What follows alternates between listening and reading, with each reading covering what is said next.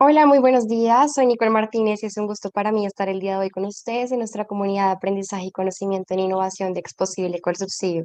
Recuerden que todos los jueves nos reunimos de 8 a 9 de la mañana para hablar sobre tres temas claves: metodologías, tendencias y casos de éxito en torno a la innovación y la gestión empresarial.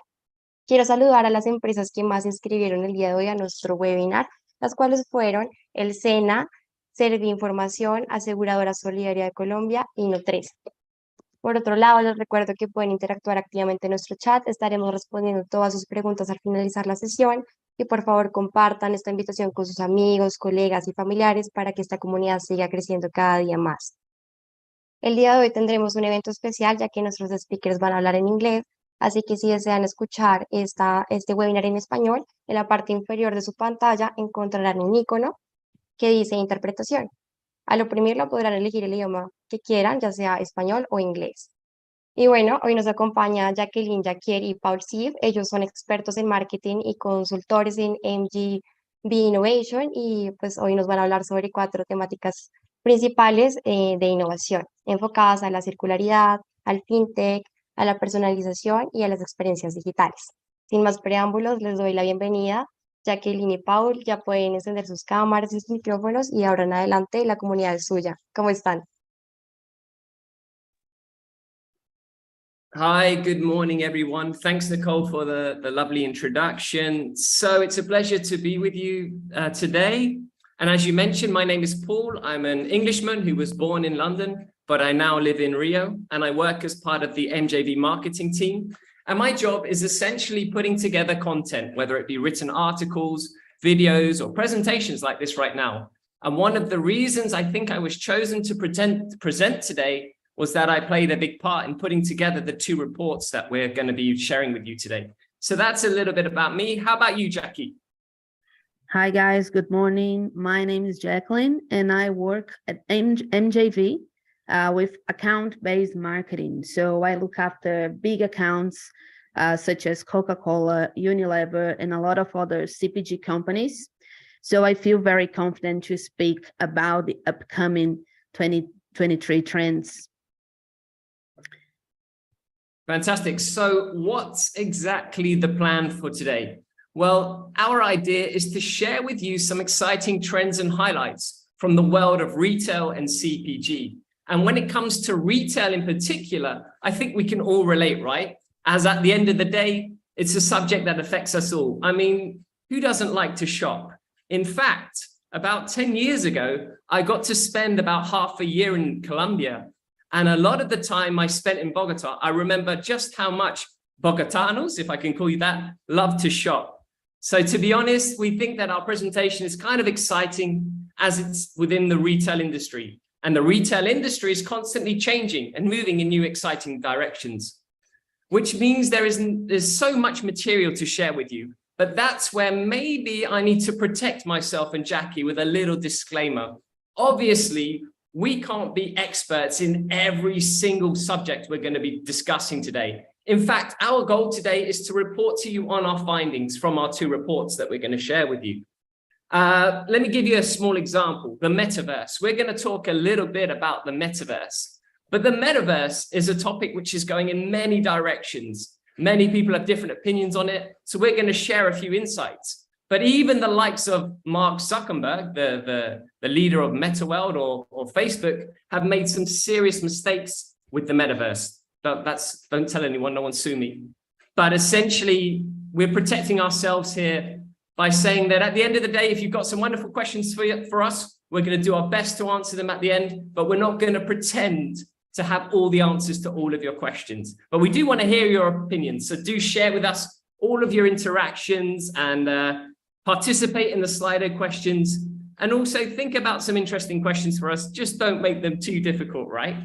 Okay, so before we really get stuck into today's topics, let's talk a little bit about MJV, a quick overview of who we are and what we do. MJV is a global tech and innovation consultancy comprised of a diverse team that includes creators, designers, researchers, engineers, hackers, and networkers.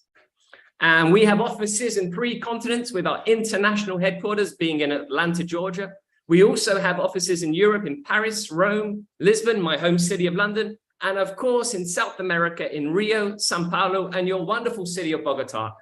Our team is made up of over 1,000 members, all backed up with over 25 years of innovation and tech experience. With regard to our process and how we work, in all our projects, we focus on the perspective of the human, the business, the tech angle, and the overall positive impact of the work that we are producing. And if there was something that I would say that characterizes what we do, it's putting people at the core of everything. We believe that innovation is a result of diversity and collaboration, a human-centric approach.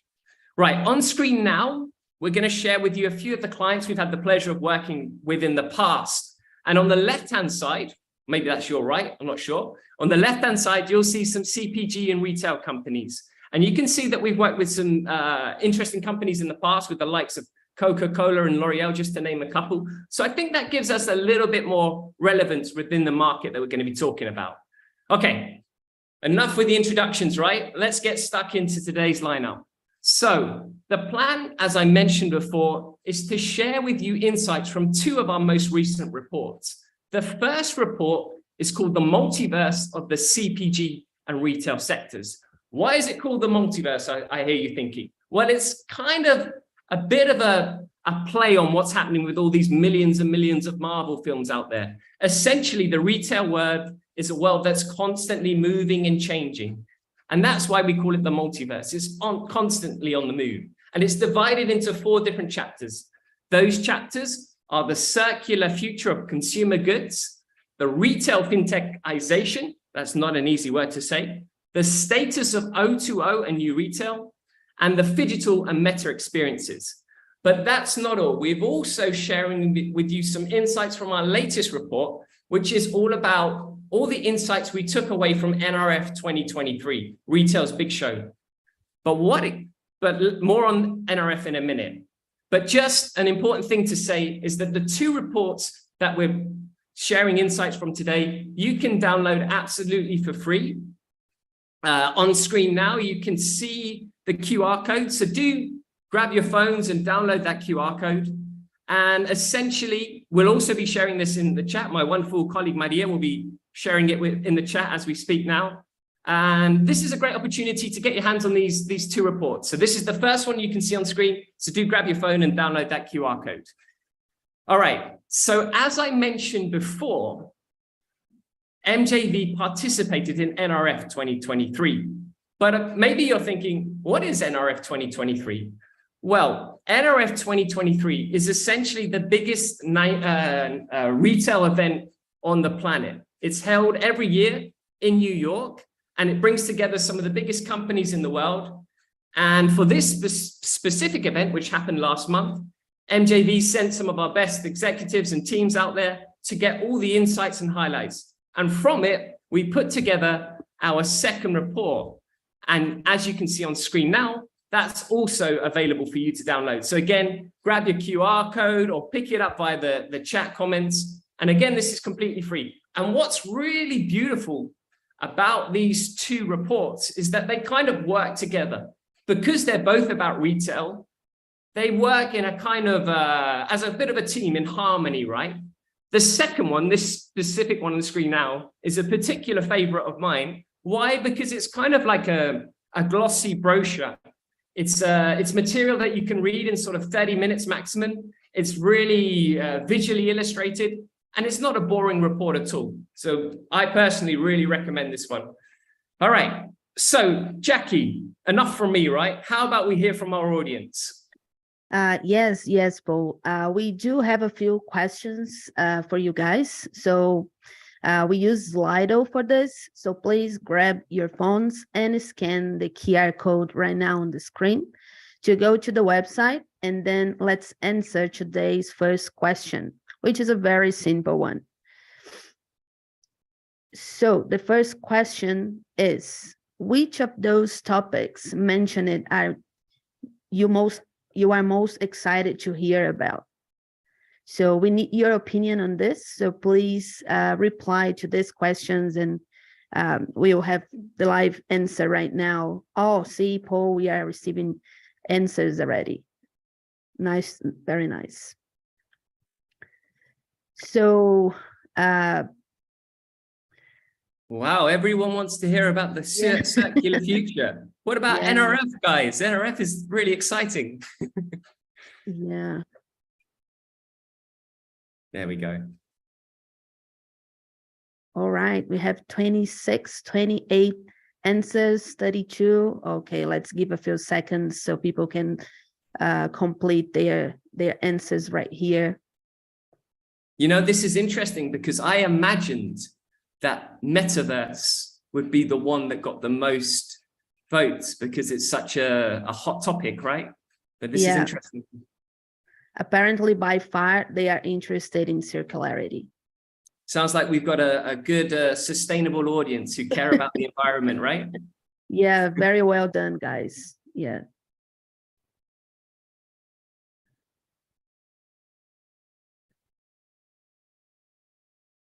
No, it seems pretty clear that sustainable and circular future is what people are interested in. And talking of that, it's our first topic, right?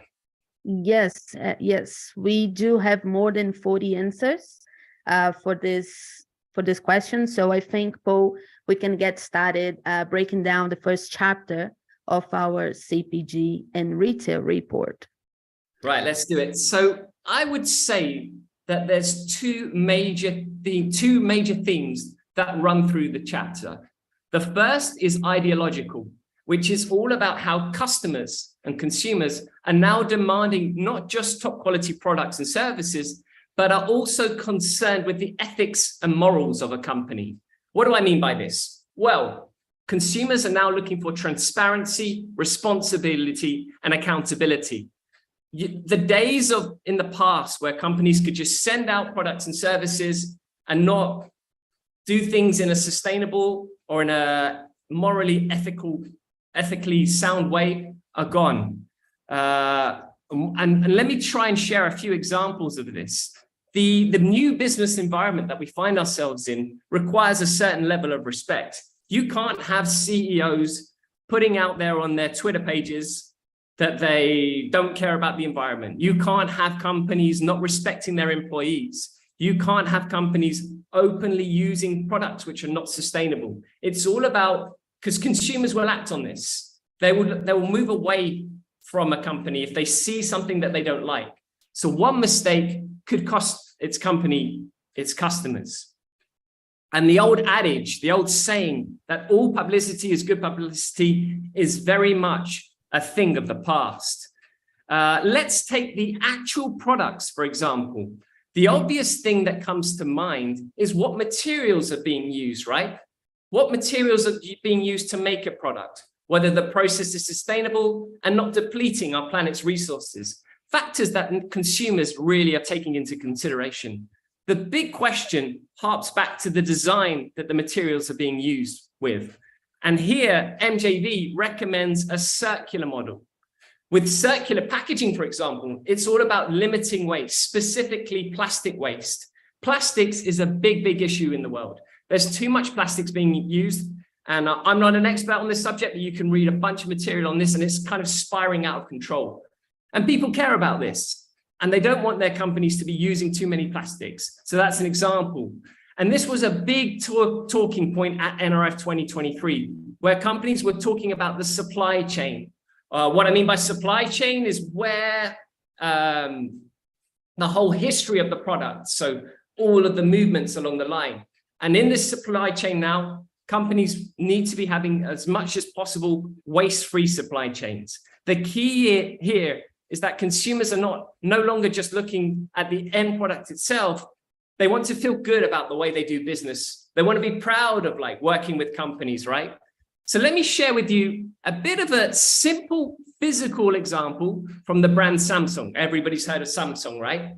What Samsung do, and this is just to give you an idea of how companies can do tiny little things to make a difference. What they do is they embrace the idea of circular packaging. And with any product that you buy, they can turn that packaging into a fun little bookstore, or maybe even something cute and fluffy for a pet of yours. And that way, they're doing a great job of marketing this idea of showing you what they're doing with their recycling. So this is an important message to get across. And they're also doing something a little bit fun, right? And this harps back to the supply chain, as I mentioned earlier. There's a growing number of retailers who are adapting a variety of solutions that enables them to operate in a more sustainable way regarding supply chains. A company that's leading away in this department is the department store chain Macy's. And what Macy's do is that, so they're a big department store, they're selling all sorts of products. And what they do is they have machines to automatically box products, which saves waste by up to 50%. So yeah, this is just a small example again of companies protecting the supply chain and reducing waste. All right, my next example brings in drone technology. Now, drone technology is a bit of a sensitive topic, I think. Like when I think of drones, straight away, I have a little bit of a negative connotation here, a little bit of a negative thought. I start to think about Terminator 2.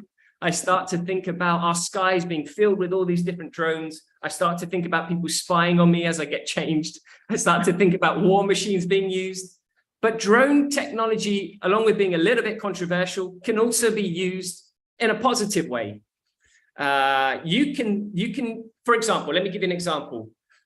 Your store, Walmart, so maybe the most famous department store in the world, or Walmart, what they do is they've started delivering packages via drones. And what this does is cut down the amount of petrol being used by their vans, right? So it's just as simple as that. They're reducing this carbon emission by sending these drones out. Another way that they're using drones, or another company that's using drones, is a pharmaceutical company which is delivering medication and other small items. And this again reduces the environmental impact of product deliveries. So there's a lot of changes happening with drones, and long term, we could see our skies filled with drones delivering packages. I'm not sure exactly how I feel about this, but this is definitely a hot trend coming our way. And those would be my two main takeaways from the chapter. The transparency and the social responsibility companies are now charged with, and the need for the creation of a circular-minded product, so products that reduce waste, especially plastics. And then I wanted to share a couple of those exciting innovations which are happening, so with the drone technology, et cetera, et cetera. But yeah, Jackie, those are basically the highlights from chapter 2.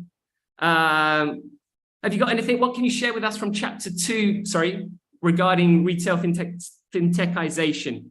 And can you answer the question that we actually pose in our report, which is why are CPG companies seemingly so interested in becoming fintechs? Well, Paul, I think not only CPG companies, but all kinds of companies are interested in becoming fintechs. I'm sure you guys have seen many different brands, such as supermarket, social media, all want to become fintechs, all want to join this movement, right? So I will try to explain to you guys why there is so much interest in CPG companies and all kinds of companies becoming fintechs in this chapter here, all right? So, well, the obvious answer, it's all comes down to technology, right? So recently there has been a movement where companies want to become fintechs, and companies of all kinds are surfing this wave. So technology enables fintechs to do certain things that traditional companies struggle with.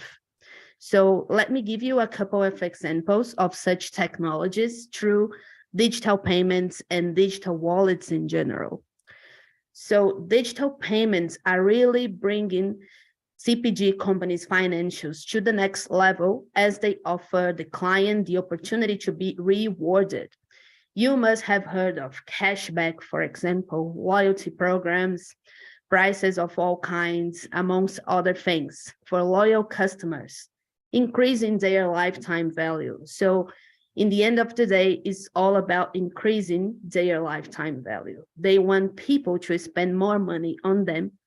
And companies originally from outside the financial sector are competing for market share with retail banks, for example, providing retailers with an exclusive credit line to increase lifetime value again.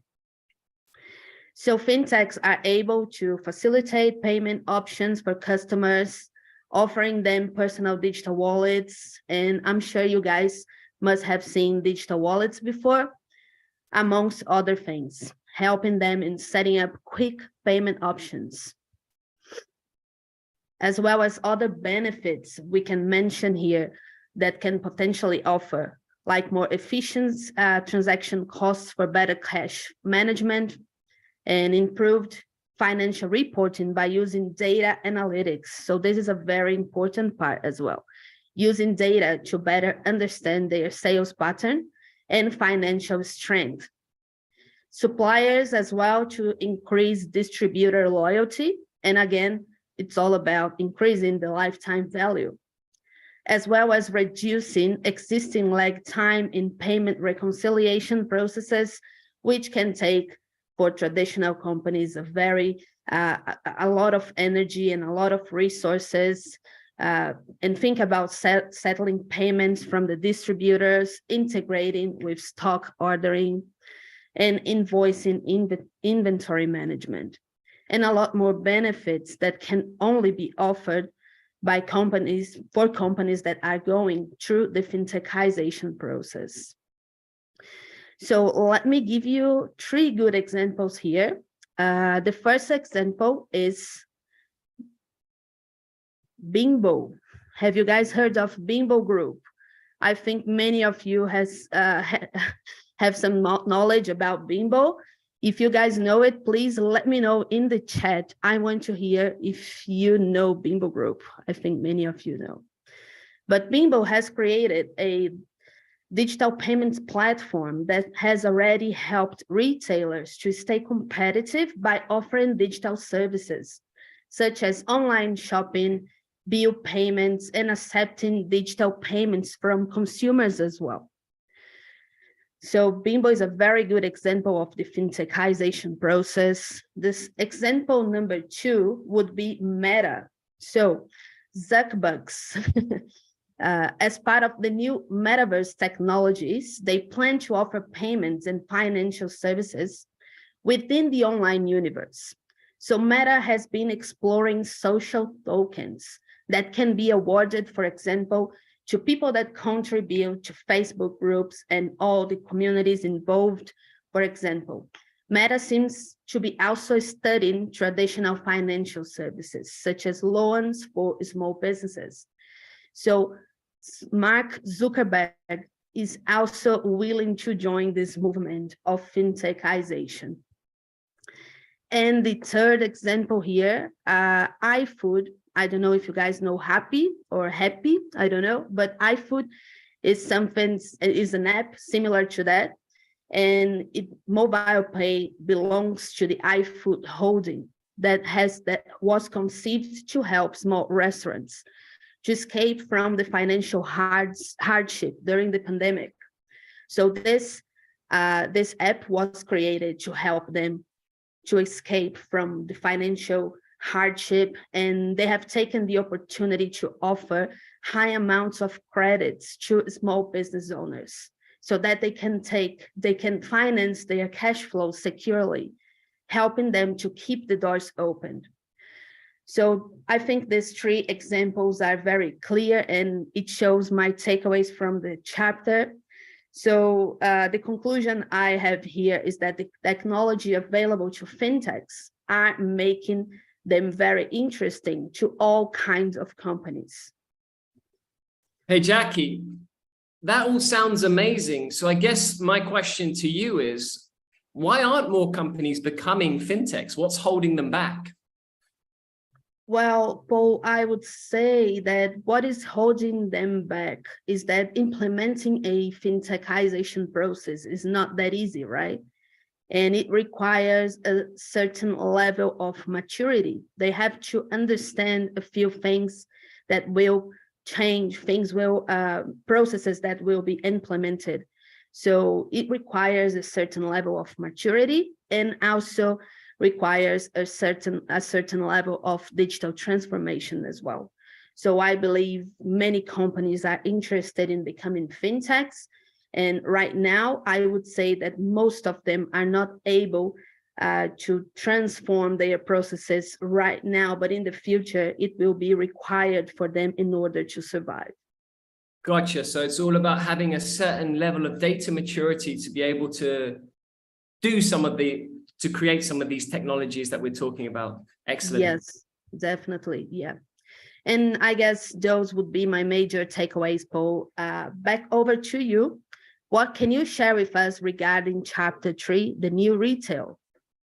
Right. Okay. So with new retail, what I want to first do is create a bit of a glossary. So if people out there already know these terms, no worries. I don't want to patronize anyone, but just to share a couple of new terms with you beforehand, just so that if I mention them later on, you're not going to be like, what's he talking about? So the first one is phygital. And phygital essentially is the combination of digital and physical experiences. So think about using your phone before you go to a store, and then going into the store to see what products they have, and then going into a store to like physically go through the experience. The second term I want to talk about is brick and mortar. Brick and mortar is a very simple term which refers to physical stores. So literally going into a shop is a physical brick and mortar store. And what about this actual new retail thing? Well, new retail is something that emerged in China via Alibaba. I don't know if people have already heard of Alibaba, but Alibaba, then it was first implemented in China, and then it really started to emerge in the US with companies like Amazon and the like. And don't worry, we're going to go over a few of the exciting trends. And specifically, one of the things that I personally get most excited about is the way that companies have made digital experiences seamless in shopping. So again, we're talking about brick and mortar stores. So during the pandemic, we were all online, right? We were all buying things via e-commerce, and we were buying ridiculous things to pass our time. And a lot of companies thought that that was the future of shopping. They thought that retail would stay like this, that we would always be buying things online. But once the pandemic ended, there was a bit of a surprise. There was something missing from our shopping experience, right? There was that physical touch that was missing. People missed going into the stores, taking their products, smelling them, maybe not tasting them, but touching them and experiencing those experiences. But after the pandemic, those stores had changed a little bit. It was no longer good enough just to sell and buy products. The consumers were expecting more. They wanted this combination of the digital and physical together, the phygital. And essentially, this is how we're starting to see transformation within our stores, with innovation hitting you left, right, and center. Bit of a cheesy expression there, but something that we say in England. All right, so what exactly do I mean by this? Well, one example is hyper-personalization. This is essentially going back to what Jackie was talking about a little bit before, whereby companies use data to really understand the consumers, to understand your wants, your desires, and your likes, to give them a better customer experience. A real obvious example of this is via Netflix or Amazon. So what did Netflix do, right? Every time we watch your favorite show, so I'm going to guess that in Colombia, Elite is very popular. It's just a guess. Then Netflix will they'll use that data to recommend other programs for you. With Amazon, they do exactly the same thing, right? Sometimes it can be a little bit annoying, but then whenever you click on a product, you'll see at the bottom of your page a whole bunch of other recommendations. So this is an example of hyper-personalization. But some companies are taking this to the next level.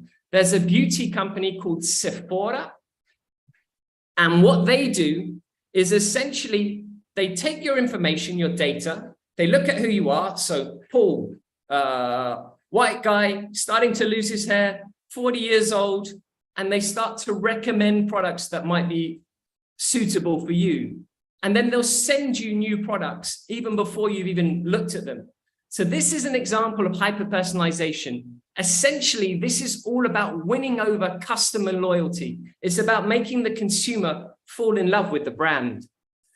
Let me give you a bit of an example of hyper-personalization, which also involves what I was talking about before with the phygital experience. There's a company called Dresden, which a few of you might have heard of. It's an eyeglassware company. I think even one of my colleagues might have bought something from there in the past.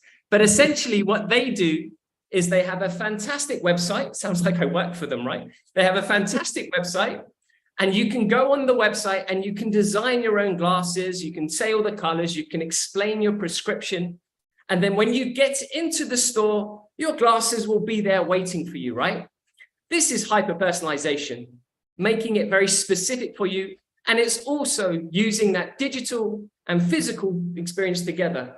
What they also do is they know who you are. So they know that you're coming in. So they'll be like, hey, Jackie, your glasses are ready for you. And I believe, Jackie, you may have even purchased a pair of Dresden glasses in the past. What was your experience with them like? Yes, guys. Yes, I purchased 2 of them. Actually, it was such a nice experience. And the most important thing for me was to know that they were made from recycled plastic bottles. So I know many of you are interested in circularity, and we don't have all the answers here, but if you do search more about this company, you will fall in love with the work they do. Fantastic. And this is an example. It's very simple, but it's just making that consumer or customer experience go to the next level. Right, on the next slide, I've got maybe 4 or 5 different companies that also offer digital or phygital experiences. Jackie, choose one of those companies for me. IKEA. IKEA. So IKEA, the Swedish furniture store, very, very famous. One of the things that they do in store is offer meatballs, which are delicious.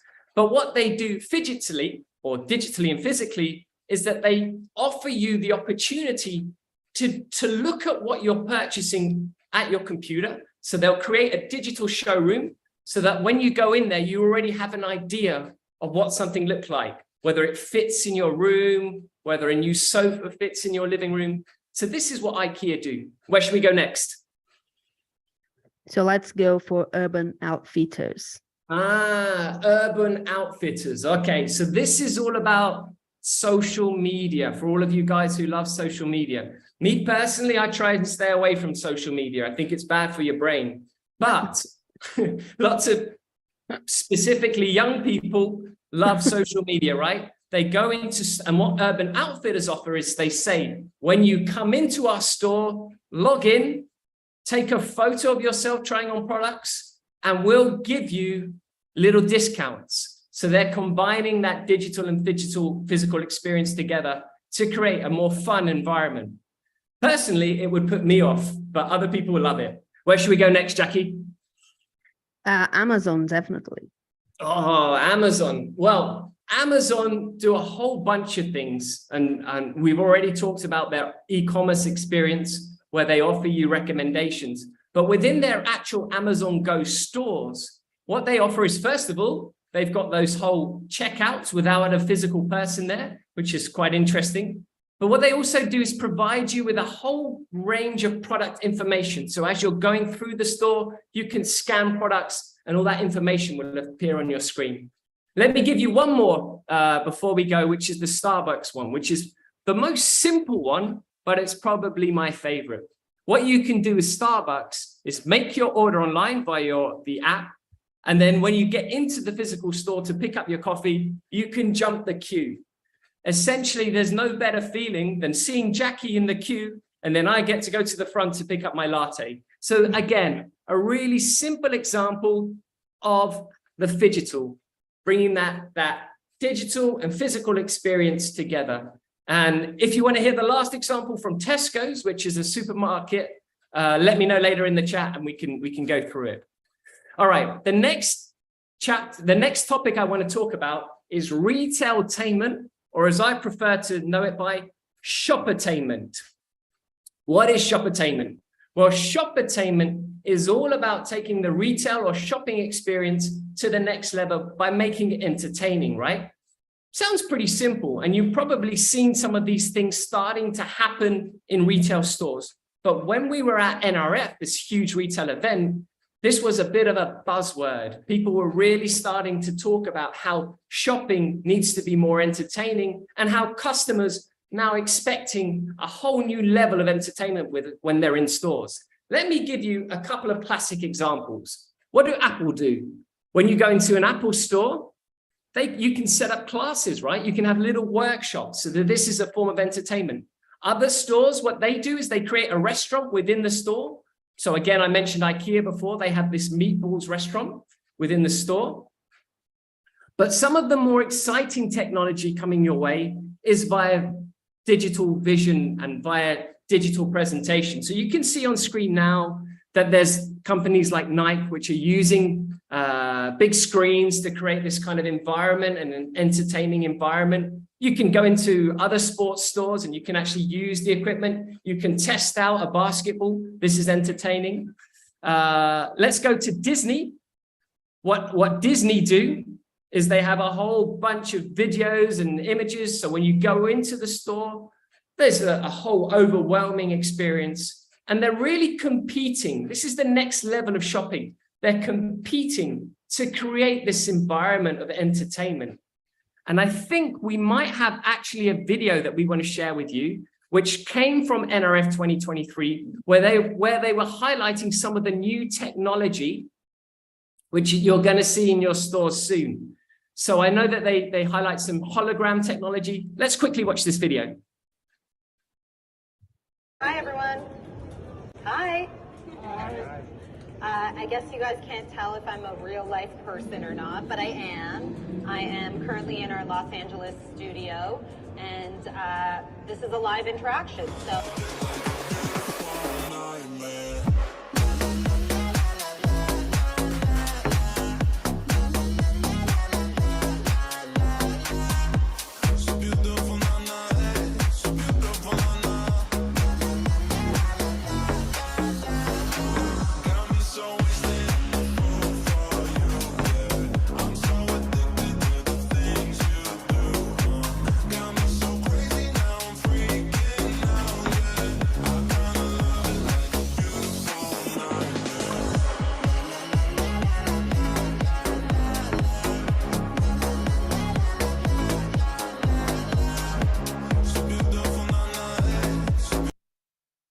Yeah, some of that stuff's pretty exciting. I was talking to a couple of my colleagues who were at the event, and they said that some of this technology still has some room for improvement. But the first one I thought was really interesting, where you've got that live interaction with someone who's not necessarily there in the store. So is the future of stores going to be full of these virtual people interacting with you? It's very exciting and interesting to see. One last point on this is that the technology that you might have seen in the video, where there's a hologram which appears surrounding a car, is really successful. It shows you the dynamics and the dimensions of the car. And as you can imagine, it can create a big space, because when you're in the showroom, there's no need to have like 20 cars anymore. So there's some interesting technology there, but it's all about finding that line between, again, the physical and the digital. There's no point going too digitally, because then the consumer will miss that feel, that touch, that smell, and maybe even that taste. So those would be my major takeaways from this chapter. It's all about creating fantastic hybrid experiences of the online and offline for customers to experience things at the next level. And finally, the era of shoppertainment is upon us. Right.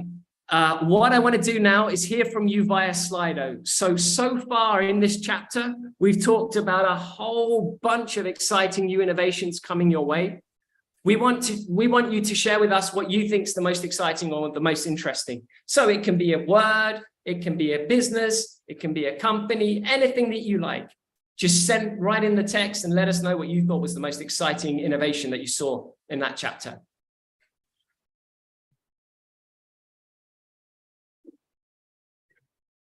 So in your opinion, Paul, which one do you find more interesting?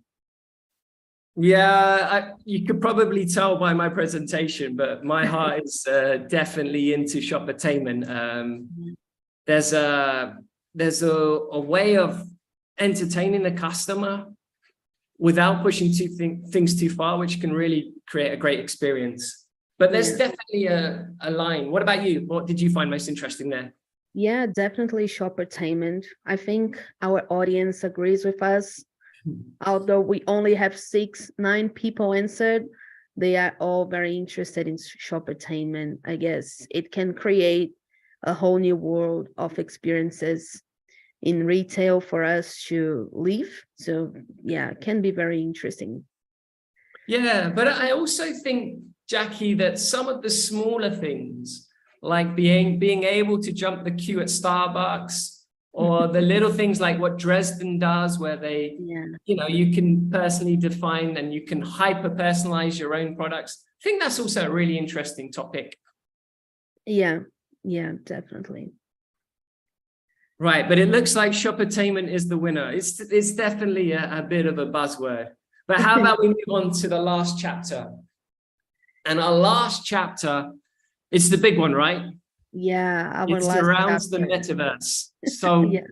And when it comes to the metaverse, Jackie, where do we even start? There's so much that's been said, and there's so many different directions people are going in. Where do we even start? Yes, so this is our last chapter of the report. If you guys have not downloaded yet, please do, because it's a very, very interesting topic. We will, of course, talk about that, but you can read a lot more in our report. So let's introduce the metaverse in this chapter here.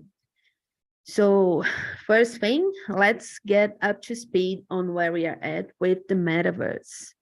So first things first, very important, what is the metaverse? I'm not sure if everyone knows it here, but I'll try to explain.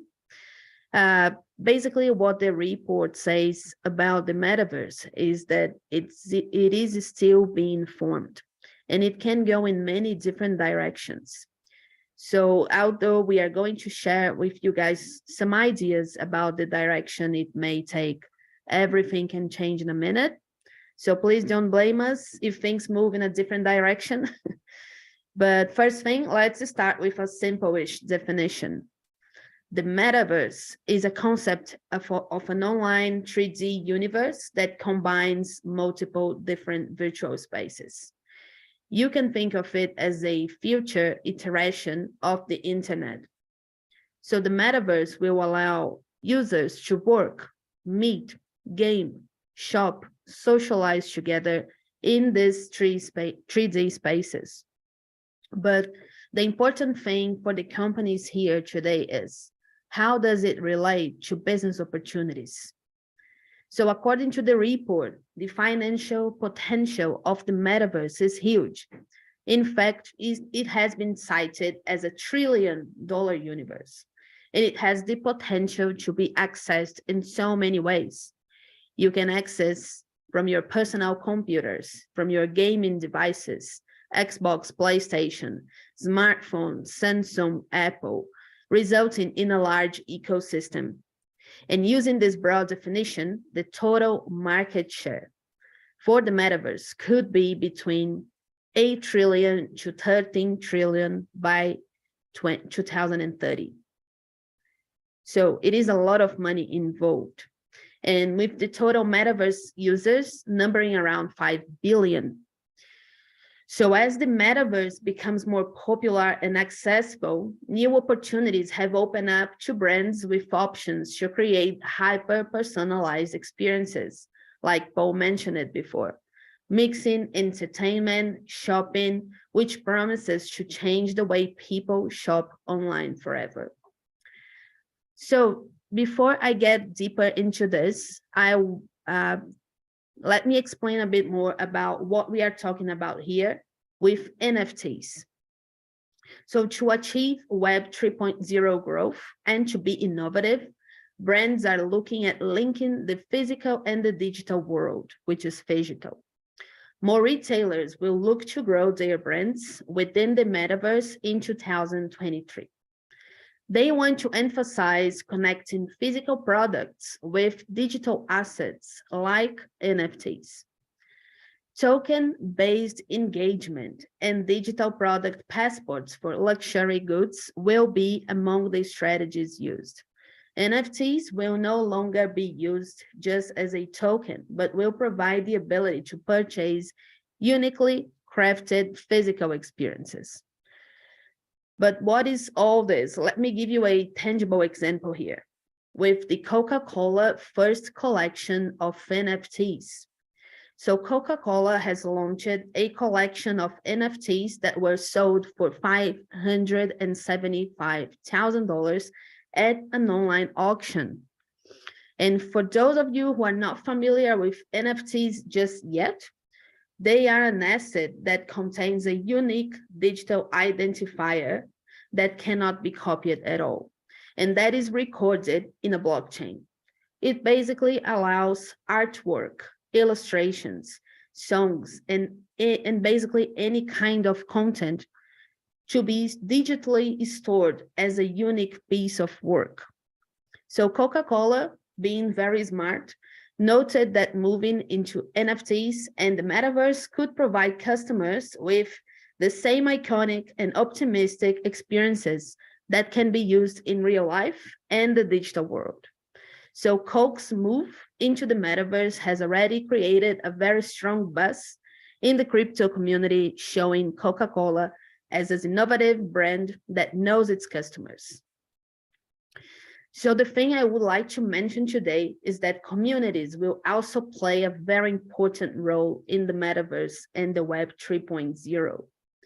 So companies that are ahead of the curve will craft or leverage communities to co-create products and build trustworthy, long-lasting relationships while providing great experiences. So the key here is to listen and have genuine interactions with the communities.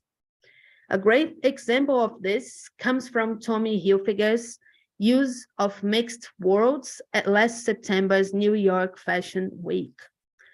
So Tommy invited NFT and gaming influencers to attend an event in person, while at the same time the fashion show was reproduced on a gaming platform. So the company's physical runway show was live streamed, featuring avatars walking the runway. So the result of this was, of course, a very exciting phygital, which is physical and digital, experience for a dedicated community.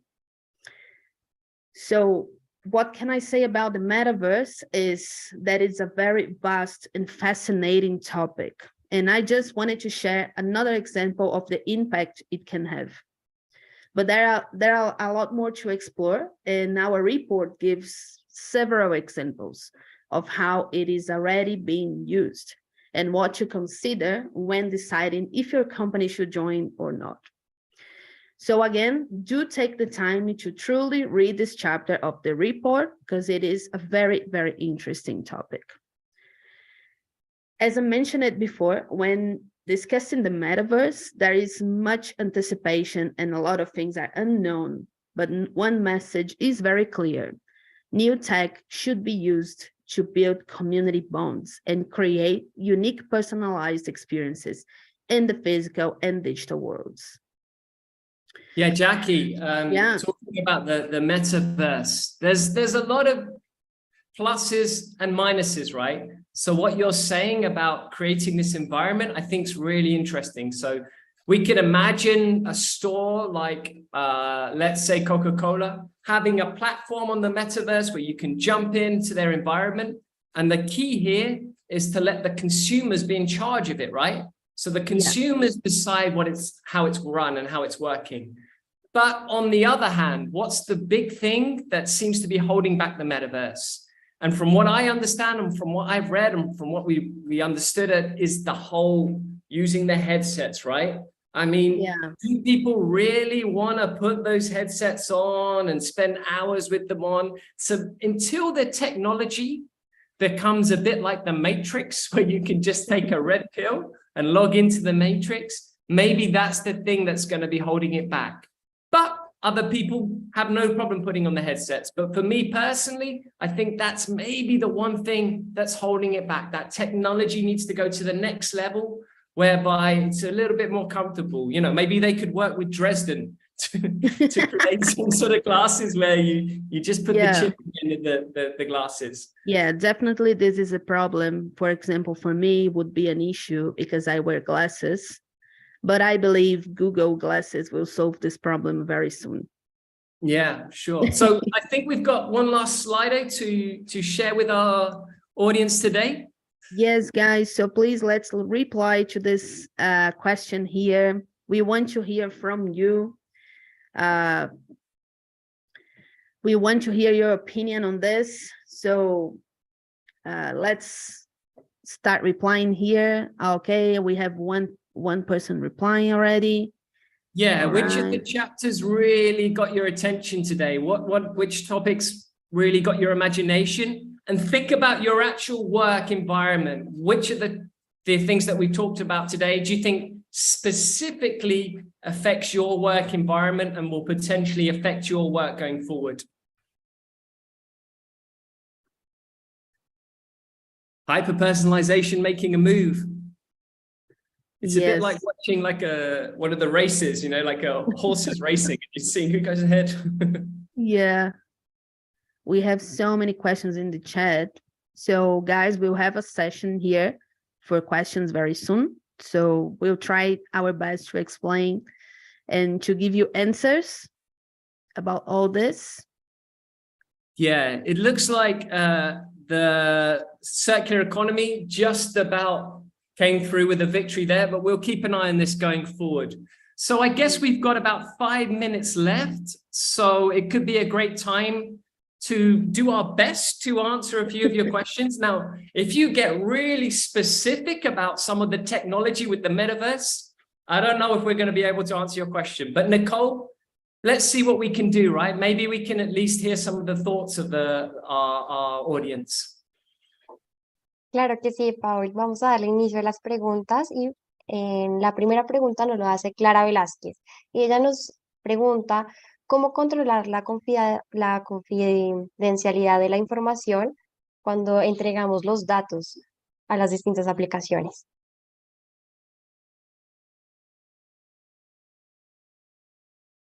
Wow, great question. Okay, so do you want to take this or can I go for it, Jackie? What do you think? Well, go for it and then I can complement.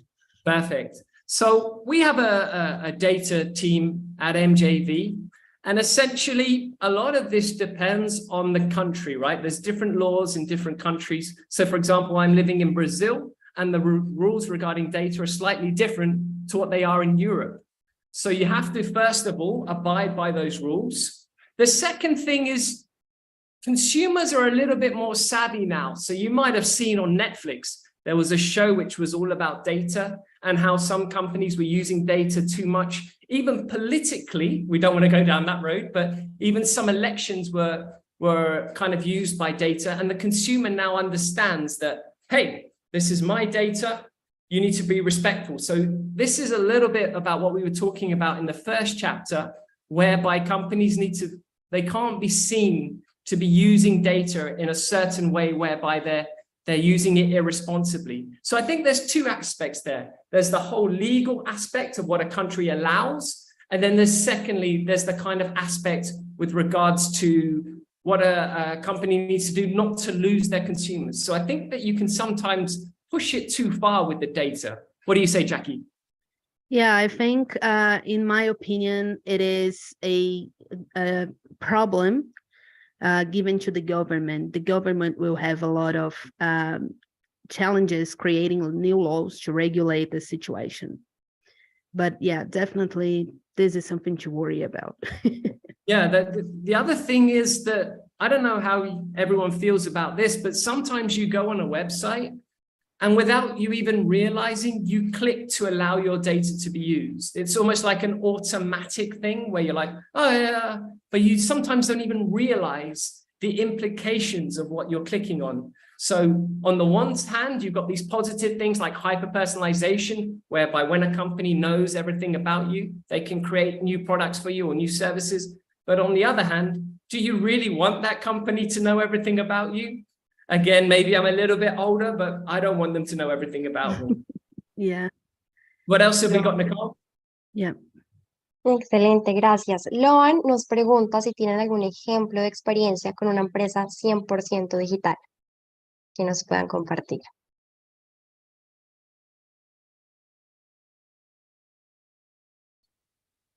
A 100% digital companies, Jackie. Well, I guess that this is a topic that we talk about in the report, which is all about going from the online to the offline. So as I mentioned earlier, during the pandemic, there was a whole bunch of e-commerce companies, very famous ones, who had their business completely online.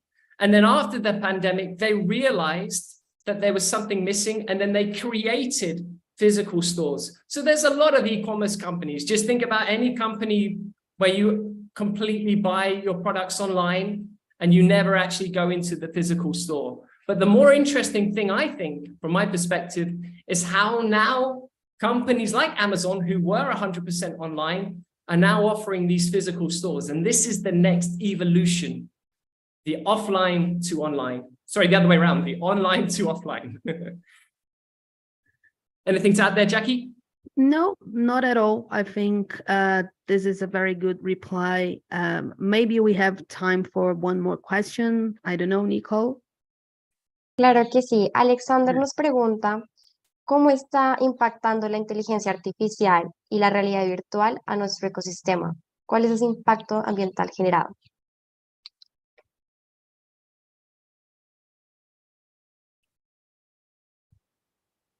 Wow. Okay. I Okay. think, me personally, I don't feel qualified to answer that specific one. It's a wonderful question. And what we'll do is if you leave your email in the chat right now, my colleague Maria will take down your email. And what we'll do is we'll talk to our AI experts in-house and we'll provide you with a beautiful reply with footnotes and everything, we promise. But I don't know, Jackie, do you feel qualified to take that one or?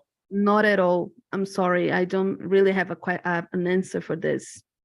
It's a great question, though. I'm excited to see the answer. I guess that's pretty much all we have time for today. But as you can see on screen now, there are the two reports again. So please do take the time to download them. They're free. They're quick reads. Specifically, the second one's a 30 to 35-minute read.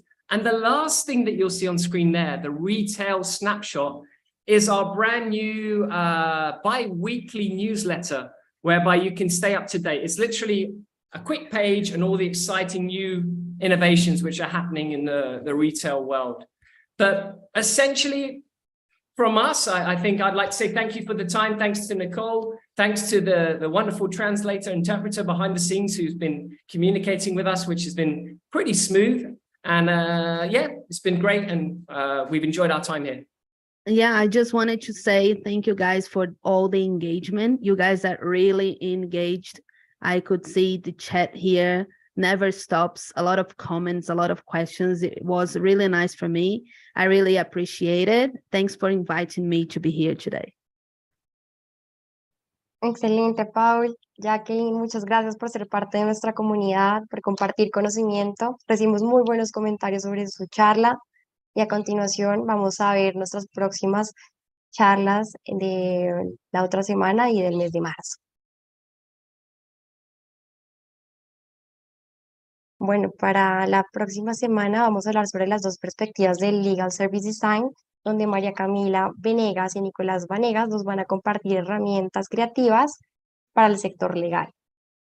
Y en cuanto a nuestra programación de marzo, tendremos a Caterine Restrepo hablando sobre innovación, horizontes y nuevos retos. Después, el 9 de marzo, estará Ricardo Peláez y Julián Escandón hablando sobre aplicaciones en la nube. El 16 de marzo, Sebastián Castrillón hablará sobre aceleradoras corporativas de startups. Y el 23 de marzo, Santiago Rojas hablará sobre inversión en emprendimientos tecnológicos. Como es como es costumbre, vamos a proyectar nuestra encuesta semanal para poder analizar la experiencia de este webinar y recuerden esa especial pregunta donde podemos detectar qué temas les interesan para nuestros próximos webinars. Les voy a dejar unos minutos para que puedan proyectar esta encuesta y la contesten.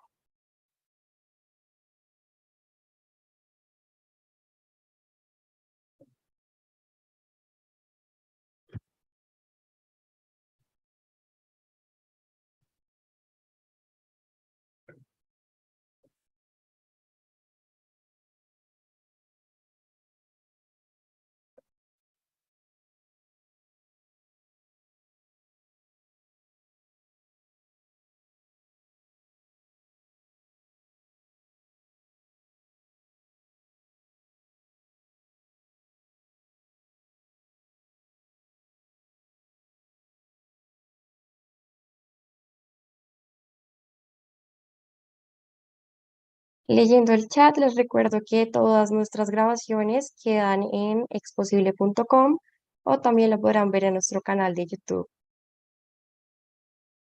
Todos los jueves nos conectamos de 8 a 9 de la mañana y las invitaciones estarán llegándoles al correo o en dado caso que nos hayan compartido su número de celular, también podremos enviarles la invitación por este medio, por WhatsApp.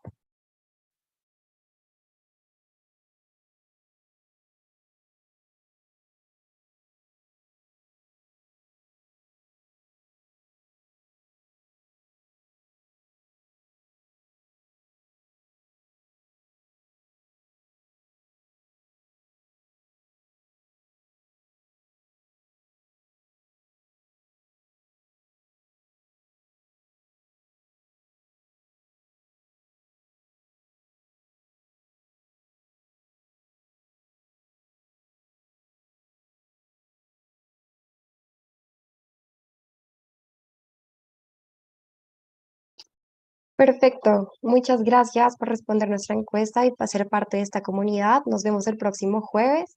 Nuevamente, gracias Paul y Jacqueline por esta excelente conversación. Que estén muy bien